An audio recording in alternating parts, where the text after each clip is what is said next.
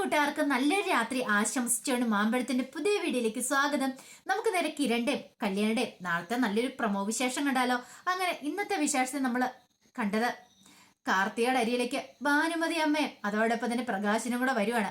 അപ്പൊ അതൊക്കെ നമ്മുടെ കാർത്തികയുടെ ഒരു തന്ത്രം മാത്രമായിരുന്നു. എല്ലാരും കൂടെ ഇവിടെ വരുത്തണം, തന്റെ കാൽച്ചൂട്ടിൽ അവർ കിടക്കണം, അങ്ങനെ ഒരു പാഠം പഠിപ്പിക്കാൻ വേണ്ടിയിട്ടാണ് കാർത്തിക അവരിങ്ങോട്ട് കൊണ്ടുവന്നത് തന്നെ. പിന്നീട് പ്രകാശനോട് പറഞ്ഞു, അച്ഛാ അതെ അമ്മൂമ്മനെ കൊണ്ട് മുറി കാണിച്ചു കൊടുക്കാൻ പറയാം. ഇത് കേട്ടതും പ്രകാശൻ വാ അമ്മയെന്നും പറഞ്ഞുകൊണ്ട് അങ്ങോട്ട് കൂട്ടിക്കൊണ്ട് പോവാണ്. ഈ സമയം കാർത്തിക മനസ്സിൽ പറഞ്ഞു, ചെല്ലടാ ചെല്ല്, രണ്ടുപേരും കൂടെ അങ്ങ് ചെല്ല്. ഇനിയാണ് ശരിക്കും എൻ്റെ ഉള്ള ഒറിജിനൽ പണി ഞാൻ നടത്താൻ പോണേ. എൻ്റെ കാലച്ചോട്ടിലേക്ക് അവസാനം നിങ്ങൾ വന്നിരിക്കുകയാണ്.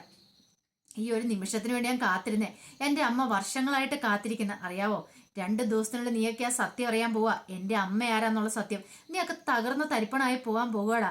പക്ഷെ അതിനു മുമ്പ് എനിക്ക് ചില കളികളും കൂടെ ഉണ്ട്, അതൊക്കെ ഞാൻ നടത്തും. നിന്റെ മകനുണ്ടല്ലോ വിക്രം, അവനെയും കൂടെ ഞാൻ പുറത്തിറക്കും. എന്നിട്ടാണ് ഇനി എൻ്റെ അടുത്ത കളികൾ കളിക്കാൻ പോകുന്നത്, നീ കണ്ടോടാന്ന് പറയാണ്. ഈ സമയം ഇതൊന്നും അറിയത്തില്ലാതെ പ്രകാശനും ഭാനുമതി അമ്മയും കൂടെ മുറിയിലേക്ക് പോയിരിക്കുകയാണ്. ഭാനുമതി മുറിയൊക്കെ നോക്കി, കൊള്ളാം സൂപ്പർ ആയിട്ടുണ്ട് കേട്ടോ മോള്. ഞാനോർത്ത് എൻ്റെ ദൈവമേ നമ്മളെ ഏതെങ്കിലും ഒരു വെറുതെ ഒരു മുറിക്കകത്ത് കൊണ്ട് ഇടുവോളെന്ന് ഓർത്തെ. അമ്മയ്ക്ക് സന്തോഷമായില്ലെന്ന് ചോദിക്കുക. സന്തോഷമായോന്നോ? ഇതിപ്പോഴും എനിക്കൊരു സന്തോഷം കിട്ടാനില്ല. ഇതുപോലത്തെ ഒരു മകള് നമുക്കുണ്ടായിരുന്നെങ്കിലോ? ഈ സമയം പ്രകാശം പറഞ്ഞു, ഉണ്ടായിരുന്ന 2 പക്ഷെ ഒന്നിനെ കൊണ്ട് ഒരു ഉപകാരമില്ല, കാശിന് ഗുണമില്ല, പറഞ്ഞിട്ട് കാര്യമില്ലെന്ന് പറയാം.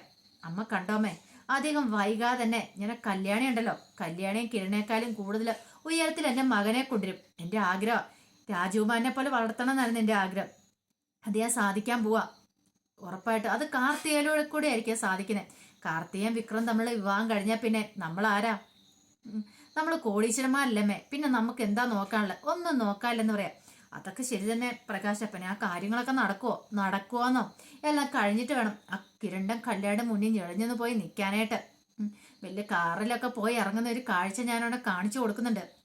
ഇപ്പൊ അവളുടെയൊക്കെ വിചാരം അവളൊക്കെ ഏതാണ്ട് കൊമ്പത്താന്നാ, അതിനുള്ളൊരു അടി ഞാൻ കൊടുക്കുന്നുണ്ടെന്ന് പറയാം. ഈ സമയം ഭാനുമതിയും പറഞ്ഞു, അതേ സ്വപ്നമൊന്നും കാണണ്ട, അറിയാലോ എത്ര സ്വപ്നം കണ്ടാലും അവസാനം നമ്മുടെ അവസ്ഥ വളരെ പരിതാപകരമാണെന്ന് പറയണേ. ഇതങ്ങനെയൊന്നും ആയിരിക്കില്ലമ്മേ. ഇനി എത്രയും പെട്ടെന്ന് വിക്രത്തിനെ ഇറക്കാനുള്ളൊരു കാര്യം നോക്കണം. എന്ത് റിസ്ക് എടുത്തും ആ കാര്യങ്ങളൊക്കെ കാർത്തിയോടൊന്ന് സംസാരിച്ചു നോക്കണം. എങ്ങനെ ആവും അറിയത്തില്ല. ശരി അമ്മ റെസ്റ്റ് എടുക്കുക, ഞാൻ ഇപ്പോൾ വരാമെന്നും പറയാൻ അങ്ങോട്ട് ചെല്ലുവാണ്. പിന്നീട് കാർത്തിയുടെ അടുത്തേക്ക് ചെല്ലുവാണ്. അല്ല കാർത്തു തിരക്കിലാണെന്ന് ചോദിക്കും. കാർത്തു എന്നുള്ള വിളി കേട്ടതും കാർത്തിക നമ്പരുന്നു. കാരണം അത് പ്രകാശന്റെ ഒരു തീരുമാനമായിരുന്നു കാർത്തൂന്ന്. അച്ഛാന്നൊക്കെ വിളിച്ചു കഴിയുമ്പോൾ കാർത്തിക എന്നൊക്കെ എങ്ങനെ വിളിക്കണേ? അപ്പൊ കാർത്തൂന്ന് കൊള്ളാലോ അച്ഛാ. അല്ല ഈ കാർത്തിക എന്നൊക്കെ വിളിക്കുമ്പോഴേ എന്തോ ഒരു അകൽച്ച പോലെ തോന്നുന്നുണ്ട്, അതുകൊണ്ടാണ് ഞാൻ മോളെ കാർത്തൂന്ന് വിളിച്ചേ. അതൊന്നും കുഴപ്പമില്ല അച്ഛാ, എനിക്ക് സന്തോഷം എങ്ങനെയുള്ള വിളിയാക്കാനായിട്ട്, പ്രത്യേകിച്ച് എൻ്റെ അച്ഛനെ പോലെയുള്ള ഒരാളുടെ അടുത്ത്. അച്ഛനെ പോലെയല്ല, ഞാനിപ്പോൾ അച്ഛനായിട്ടാ കരുതുന്നേ. ഞാൻ പറഞ്ഞിട്ടുണ്ടല്ലോ. അതൊക്കെ എനിക്ക് അറിയാൻ മോളെന്ന് പറയാം. അല്ല വേറെ കുഴപ്പമൊന്നുമില്ല, ഇവിടെ വന്നിട്ട് റൂമൊക്കെ ഇഷ്ടപ്പെട്ടില്ലെന്ന് ചോദിക്കാം. റൂമൊക്കെ ഇഷ്ടപ്പെട്ടോന്ന്? എല്ലാം അമ്മയ്ക്ക് ഇഷ്ടപ്പെട്ടു. ഞങ്ങൾ ഇത്ര വലിയ സൗകര്യങ്ങളൊന്നും പ്രതീക്ഷിച്ചല്ലല്ലോ മോളെ ഇങ്ങോട്ട് വന്നേ. മോൾക്കറിയാലോ ഞങ്ങളുടെ അവസ്ഥയ്ക്ക് എന്തായിരുന്നു. ഇനി ഏക പ്രതീക്ഷ ഞങ്ങളുടെ വിക്രത്തിലാണ്. അവൻ എങ്ങനെയാലും ഒന്ന് ജയിലിൽ നിന്ന് ഇറങ്ങി വരണം. പക്ഷെ ആ കല്യാണി, അവള് കാരണം ഈ പ്രശ്നങ്ങളെല്ലാം ഉണ്ടായേക്കുന്നത്. അവളെ എങ്ങനെ ജയിലിൽ നിന്ന് ഇറക്കുമെന്ന് അറിയത്തില്ല അവനെ. അതൊക്കെ ഓർക്കുമ്പോൾ എനിക്ക് നല്ല ടെൻഷൻ ഉണ്ടെന്ന് പറയാം. അച്ഛൻ ധൈര്യമായിട്ടിരിക്കുക, എന്തിനും ഏതിനും ഞാനില്ലേ. ഒരു കാര്യം ചെയ്യാം, ഒരു വക്കീലിനെയൊക്കെ പോയി കണ്ടു നോക്കാം, എന്താ പറയണമെന്ന് അറിയത്തില്ലോ. വിക്രത്തിനെ ജയിലിൽ നിന്ന് ഇറക്കാനുള്ള പരിപാടി ഞാൻ ചെയ്യാന്ന് പറയണം. ഇത് കേട്ടതും പ്രകാശന് എന്തെന്നില്ലാത്ത സന്തോഷം. അല്ല അത് പിന്നെ മോൾക്ക് ബുദ്ധിമുട്ടാവൂലേ? ഏതാ എനിക്ക് എങ്ങനെയാ ബുദ്ധിമുട്ടാന്നേ? ഞാനിപ്പോൾ എൻ്റെ അച്ഛന് തുല്യമായിട്ടല്ലേ കാണുന്നേ. അപ്പൊ പിന്നെ വിക്രത്തിന്റെ അവസ്ഥ വന്നിട്ടുണ്ടെങ്കിൽ അവനെ രക്ഷിക്കേണ്ട കടമ എനിക്കില്ലേ? ധൈര്യമായിട്ടിരിക്കച്ഛൻ, ഉറപ്പാടി ഞാൻ കൂട്ടിക്കൊണ്ട് വരും.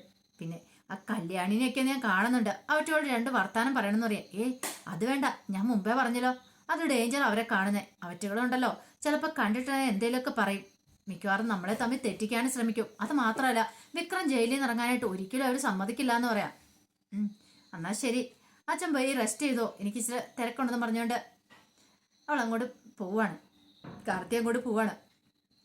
ഈ സമയം കിരണും കല്യാണിയും കൂടെ വീട്ടിലേക്ക് എത്തി. അപ്പൊ ദൈവം വന്നിട്ട് ചോദിച്ചു, അല്ല ഇന്ന് അവറ്റകളെങ്ങാനും കണ്ടായിരുന്നോ? ആ പ്രകാശൻ എന്ന് പറയുന്ന അവൻ്റെ അമ്മേനെ കണ്ടായിരുന്നു ചോദിക്കും. ഇന്ന് കണ്ടില്ലമ്മേ. പിന്നെ ആ പറഞ്ഞിട്ട് പോയ പിന്നെ ഇങ്ങോട്ട് വന്നിട്ടുമില്ല. എനിക്ക് തോന്നുന്നു ആ വഴി പോയെന്ന് തോന്നേ. മിക്കവാറും എന്തോ ഒരു കോൾ എത്തിയിട്ടുണ്ട്. കുറച്ച് ദിവസം കഴിയുമ്പോൾ പറയാം. വീണ്ടും ചങ്ങനം തെങ്ങിയെന്ന് പറഞ്ഞ പോലെ കൈ നീട്ടിക്കൊണ്ട് വരുന്ന കാണാന്ന് പറയാം. ദൈവം പറഞ്ഞു, അടിച്ചതിനകത്ത് കയറ്റിയേക്കല്ലേ നീ വന്നിട്ടുണ്ടെങ്കിൽ. കഴിഞ്ഞ ദിവസം തന്നെ എനിക്ക് നല്ല ദേഷ്യം വന്ന 2 പറയാനായിട്ട്. പക്ഷെ എന്ത് ചെയ്യാനാ, ഇവിടെ ആയി പോയില്ലേ. പോരാത്തേന് മോളും മോനും എല്ലാവരും ഉണ്ടല്ലോ, പിന്നെ ഞാൻ കൂടുതലൊന്നും പറയാതിരുന്നേ. അത് സാരമില്ലമ്മേ, പോട്ടെ, നമുക്കറിയാവുന്ന കാര്യമല്ലേ, അവരെവിടം വരെ ഓടും. കുറച്ച് ദിവസം കഴിയുമ്പോൾ നമ്മുടെ അടുത്തേക്ക് നേരെ തിരികെ വരും. പിന്നെയും പരിതാപം പറഞ്ഞുകൊണ്ടിരിക്കും. അമ്മ അതോർത്ത് വിഷമിക്കണ്ടെന്നുണ്ട്. എനിക്കെന്ത് വിഷമം? എനിക്കൊരു വിഷമവും ഇല്ല എന്ന് പറയാം. പിന്നീട് മുറിയിലേക്ക് ചെന്ന് കഴിഞ്ഞപ്പോൾ കല്യാണി പറഞ്ഞു, എന്നാലും ഞാൻ ആ കാർത്തികനെ കുറിച്ച് ആലോചിച്ചുകൊണ്ടിരിക്കണേ. അതെന്താ കല്യാണി പെട്ടെന്ന് അങ്ങനെ? ഞാൻ പറഞ്ഞില്ലേ കിരണേട്ടാ, എനിക്ക് അവരുമായിട്ട് എന്തോ ഒരു ബന്ധമുള്ള പോലെ എനിക്ക് ഫീൽ ചെയ്യുക. അവരെക്കുറിച്ച് ഓർക്കുമ്പോൾ ഇന്ന് വീണ്ടും അവർ വന്നു കഴിഞ്ഞപ്പോൾ, ഓഫീസിൽ വന്നു കഴിഞ്ഞപ്പം അവരുടെ അടുത്ത് നിന്നപ്പോൾ എനിക്ക് എന്തോ ഒരു ബന്ധമുള്ള പോലെ ഫീൽ ചെയ്യുന്നുണ്ട്. അത് നിനക്ക് വെറുതെ തോന്നുന്നതായിരിക്കും. ചിലപ്പം അങ്ങനെയൊക്കെ ചിലപ്പോൾ ഒരാൾ അടുത്ത് വന്നു കഴിയുമ്പോഴത്തേനെ നമുക്ക് ചിലപ്പോൾ മുൻപരിചയം ഉണ്ടെന്നൊക്കെ തോന്നുമല്ലോ. അങ്ങനെ ആയിരിക്കും. അല്ല കിരണേട്ടാ, അങ്ങനെ എനിക്ക് തോന്നില്ല. പക്ഷെ എന്തോ എനിക്ക് എന്താണെന്ന് അറിയത്തില്ല എന്ന് പറയണം. അതൊന്നും ഓർത്ത് ഇനി ടെൻഷൻ അടിക്കണ്ട. കണ്ടിട്ട് നല്ല പെൺകുട്ടിയാണെന്നാ തോന്നുന്നത്, വേറെ കുഴപ്പങ്ങളുള്ളതായിട്ടും തോന്നില്ല. പിന്നെ ഈ പ്രായത്തിൽ ഇത്ര വലിയ ഉയരത്തിൽ എത്തണമെങ്കിൽ അവൾ നല്ല കഴിവുള്ളവളായിരിക്കണം. ഒരുപക്ഷെ കല്യാണി പോലെ തന്നെ ആയിരിക്കണം. അധ്വാനിച്ചാലും കൂടുതലായിട്ടുള്ളതായിരിക്കണം. ഒരു കഷ്ടപ്പാടിൽ നിന്ന് ഉയർന്നു വന്നതായിരിക്കണം. അതൊന്നും അറിയത്തില്ല കിരണേട്ടാ, അവളുടെ പാസ്റ്റ് ഒന്നും നമുക്കറിയത്തില്ല. ഇനി ഒരുപക്ഷെ വന്നു കഴിയുമ്പോൾ ചിലപ്പോൾ നമ്മുടെ സംസാരിച്ചൊക്കെ കഴിയുമ്പോൾ നമുക്ക് മനസ്സിലാക്കാൻ പറ്റുമായിരിക്കും. അവളുടെ വീട് ഇവിടെ അല്ലെന്നാ പറഞ്ഞത്, ചെന്നൈയിലാന്നാ പറഞ്ഞത്. അമ്മ മാത്രമുള്ളെന്ന് അറിഞ്ഞ്, അച്ഛനില്ലാന്ന് പറഞ്ഞു. അതുകൊണ്ട് കൂടുതലായിട്ടൊന്നും അറിയില്ല എന്ന് പറയാം.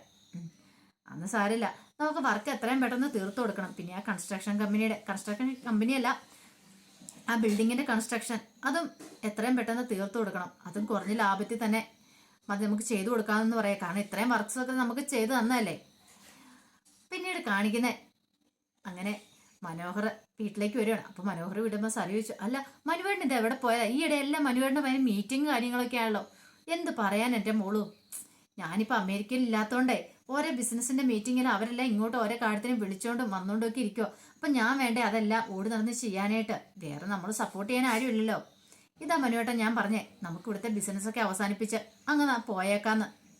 പക്ഷെ മോളു, അത് പെട്ടെന്നൊന്നും നടക്കുന്ന കാര്യമല്ല. അല്ല അച്ഛനും അമ്മയും വന്നിട്ട് എങ്ങനെയായി? എൻ്റെ പൊന്നെ ഒന്നും പറയണ്ട, ഇവിടെ ഉണ്ട്.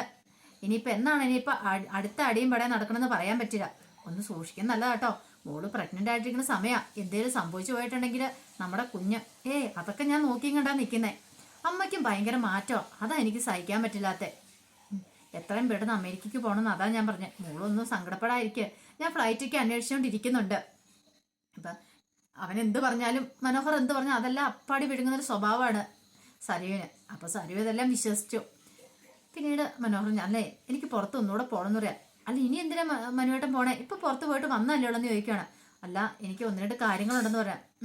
ശരി എന്നും പറഞ്ഞിട്ട് സരി അങ്ങോട്ട് പറഞ്ഞപ്പം മനോഹർ താഴേക്ക് ഇറങ്ങി വരുന്നത്. ഈ സമയത്താണ് അങ്ങോട്ട് രണ്ടുപേര് കടന്നു വരുന്നത്. രണ്ടുപേരല്ല, 3 പേരുണ്ട്. നിഷയുടെ അമ്മയും അച്ഛനും കൂടെ അങ്ങോട്ട് വരുന്നത്. അവര് കല്യാണം വിളിക്കാൻ വേണ്ടി വന്നതായിരുന്നു. അതും രാഹുലിനെ അവളെ ശാരീരിക കല്യാണം വിളിക്കാൻ വന്ന അവര് തമ്മിൽ കാണുമെന്നോ അല്ലെ ഇങ്ങോട്ട് കല്യാണം വിളിക്കാൻ വരുമെന്നൊന്നും ഒരിക്കൽ സ്വപ്നത്തിൽ പോലും കരുതിയ കാര്യമല്ലായിരുന്നു മനോഹർ. അങ്ങനെ മനോഹർ പോകാനായിട്ട് ഇങ്ങോട്ട് ഇറങ്ങി വരുമ്പോഴാണ് ആ കാഴ്ച കാണുന്നത്. അവരങ്ങ് അകത്തേക്ക് കയറി വരുന്നത്. ഇവരെ കണ്ടു, എൻ്റെ ഭഗവാനെ ഇവരെന്തിനാ ഇങ്ങോട്ട് വന്നേ? ഇനിയിപ്പോൾ താൻ ഇവിടെ അങ്ങ് താമസിക്കുന്ന അറിഞ്ഞോ? തൻ്റെ കള്ളത്തരം അങ്ങനെ കണ്ടുപിടിച്ചോ? സരുവിൻ്റെ ഭർത്താവ് താനെന്ന് അറിഞ്ഞിട്ടുള്ള വരവാണോ? എന്നാൽ ഇതോടുകൂടി തീർന്നു. തൻ്റെ ഇവിടുത്തെ ജീവിതം തീർന്നു, അവിടുത്തെ ജീവിതം തീർന്നു. എന്തൊക്കെ സ്വപ്നങ്ങളായിരുന്നു, എല്ലാം ഉടഞ്ഞെന്ന് തോന്നുന്നു. പെട്ടെന്ന് മനോഹർ അകത്തേക്ക് കയറി പോവാ. സ്റ്റെയർ കയറി പകുതി എത്തിയതാ, ഭാഗ്യത്തിന് അവർ കണ്ടില്ല. അപ്പൊ തന്നെ ഇറങ്ങി അകത്തേക്ക് കയറി ഓടുക. ഈ സമയത്ത് അവരങ്ങോട്ട് വന്നു. അന്നിപ്പോ രാഹുലിനെ കണ്ട്, അല്ല നിങ്ങളോ? അല്ല എന്താ കാര്യം എന്നൊക്കെ ചോദിക്കണം. അതെ മോളുടെ കല്യാണോ, അത് ക്ഷണിക്കാൻ വേണ്ടി വന്നു. ആഹാ കൊള്ളാലോ. അല്ല വരൻ എവിടെയാന്ന് ചോദിക്കണം. വരൻ ഇവിടെയൊന്നുമല്ല, വരൻ അമേരിക്കക്കാരനാന്ന് പറയാ, ഭയങ്കര ബിസിനസ്സുകാരനാന്ന് പറയാം. ആണോ? ആഹാ കൊള്ളാലോ. അതെ ഇന്നത്തെ കാലമാ, സൂക്ഷിച്ചും കണ്ടുമൊക്കെ വേണം കേട്ടോ. കാരണം ഇന്നത്തെ കാലത്ത് ചെറുപ്പക്കാർ ഇങ്ങനെ പല ഉടായ്പകളുമായിട്ട് ഇറങ്ങിയിട്ടുണ്ട്. രാഹുലിനറിയാം തന്റെ മകൾക്ക് പറ്റിയ ചതി എന്താന്ന്. അപ്പൊ അത് ഇവർക്കും ഉണ്ടാവരുമെന്ന് കരുതിയ രാഹുൽ അത് പറയണേ. ഇതങ്ങനെയൊന്നും അല്ല, ഇത് ഞങ്ങൾ കൂടുതൽ അന്വേഷിച്ചിട്ട് തന്നെയാ. അല്ല വരന്റെ വീട് എവിടെയാന്നാ പറഞ്ഞേ? അവനിവിടൊക്കെ തന്നെ ഉള്ളതാന്നാ പറഞ്ഞത്. പിന്നെ കൂടുതലായിട്ട് അധികം ബന്ധുക്കാരെയൊന്നും വിളിച്ചല്ല എൻഗേജ്മെന്റ് നടത്തിയത്, അവന് മാത്രമേ ഉണ്ടായിരുന്നുള്ളൂ. പിന്നെ അവന്റെ അച്ഛനും അമ്മയ്ക്കും അമേരിക്കയിലായതുകൊണ്ടേ ഇത് കേട്ടോ രാഹുലിന് ചെറിയൊരു സംശയം. ഈ സംശയം കണ്ടു കഴിഞ്ഞപ്പോൾ തന്നെ അവര് പറഞ്ഞു, ഇതൊന്നും കുഴപ്പമില്ല. നിഷയുടെ അമ്മ പറഞ്ഞു, ഞങ്ങൾ അവനോട് നന്നായിട്ട് സംസാരിക്കുകയൊക്കെ ചെയ്താ, അവനെ ഞങ്ങൾക്ക് വിശ്വാസമാണ്. അവൻ നല്ല രീതിയിൽ തന്നെ ഞങ്ങളോട് സംസാരിച്ച്, അതുകൊണ്ട് കുഴപ്പമൊന്നുമില്ലെന്ന് പറയാണ്. ഇതെല്ലാം കേട്ട് കഴിഞ്ഞപ്പോൾ രാഹുലിന് ഒരു കാര്യം ഉറപ്പായി. അവൻ തന്നെയാണ് എൻഗേജ്മെന്റിന് വന്നെങ്കിൽ എന്തോ ഒരു കള്ളത്തരമുണ്ട്. ഒരുപക്ഷെ തൻ്റെ സരുവിന്റെ ഭർത്താവാനും ചാൻസ് ഉണ്ട്. അതായത് മനോഹർ അവനെപ്പോലെ ദുഷ്ടന് പല വേറെത്തരങ്ങളും കാണിച്ചിട്ട് നടക്കും. പറയാൻ പറ്റില്ലല്ലോ. പിന്നീട് രാഹുൽ ഞാൻ പറയാനുള്ളത് പറഞ്ഞു. ഇനിയിപ്പം നിങ്ങൾ കല്യാണമൊക്കെ ഉറപ്പിച്ചില്ലേ, പിന്നെ കല്യാണമൊക്കെ വിളിച്ചിട്ട് അവർ മടങ്ങുവാണ്. ആ സമയത്താണ് മനോഹറിന് ശ്വാസം നേരെ വീണേ. ഒരു പക്ഷേങ്കിൽ അവരോട് കൂടുതൽ എന്തെങ്കിലും ചോദിച്ചിട്ടുണ്ടായിരുന്നെങ്കിൽ വല്ല ഫോട്ടോ എങ്ങാനും കാണിക്കാൻ പറഞ്ഞാൽ അതോടുകൂടി തീർന്നല്ലോ എന്ന് ഓർത്തോണ്ട് ഞെട്ടിത്തരിച്ചിരിക്കുമായിരുന്നു മനോഹർ. അപ്പൊ അതിന്റെ വിശേഷങ്ങളൊക്കെയാണ് നാളെ നമ്മൾ കാണാൻ പോകുന്നത്. ആ വിശേഷങ്ങൾക്കായി നമുക്ക് എല്ലാവർക്കും കാത്തിരിക്കാം കേട്ടോ. ആദ്യമായിട്ട് കാണുന്നവരാണെങ്കിൽ ചാനൽ ഇഷ്ടപ്പെട്ടോ ഒന്ന് സബ്സ്ക്രൈബ് ചെയ്യാൻ മറക്കരുതേ. അതോടൊപ്പം തന്നെ കണ്ടുകൊണ്ടിരിക്കുന്ന എല്ലാവരുടെ സപ്പോർട്ടിലേക്കും തുടർന്നും പ്രതീക്ഷിച്ചുകൊണ്ട് എല്ലാവർക്കും ഒരിക്കൽ കൂടി നല്ലൊരു യാത്രയെ ആശംസിച്ചുകൊണ്ട് നിർത്തുന്നു. നന്ദി.